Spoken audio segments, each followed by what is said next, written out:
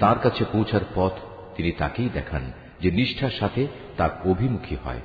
যারা আল্লাহর উপর ঈমান আনে এবং আল্লাহর জিকিরে তাদের অন্তঃকরণ প্রশান্ত হয়, জেনে রেখো আল্লাহর জিকিরই অন্তরসমূহকে প্রশান্ত করে।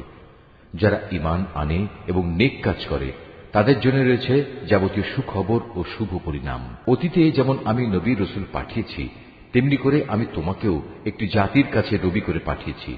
এর আগে অনেক কয়েকটি জাতি অতিবাহিত হয়ে গেছে, যাতে করে তোমরা তাদের কাছে সে কিতাব পড়ে শোনাতে পারো যা আমি তোমার উপর ওহী করে পাঠিয়েছি। এ সত্ত্বেও তারা অনন্ত করুণাময় আল্লাহ তাআলাকে অস্বীকার করে।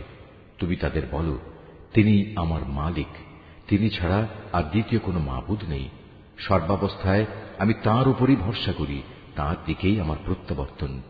যদি পাহাড় সমূহকে কোরআনের অলৌকিক ক্ষমতা দিয়ে গতিশীল করে দেয়া হতো, কিংবা জমিন বিদীর্ণ করে দেয়া হতো, অথবা তার মাধ্যমে যদি মরা মানুষকে দিয়ে কথা বলানো যেত, তবুও এর নাফরমান মানুষগুলো ঈমান আনত না। কিন্তু আসমান জমিনের সমস্ত ক্ষমতা একমাত্র তাঁরই হাতে। অতঃপর ঈমানদাররা একথা জেনে কি নিরাশ হয়ে পড়ল যে আল্লাহ তাআলা চাইলে সমগ্র মানব সন্তানকেই হিদায়াত দিতে পারেন।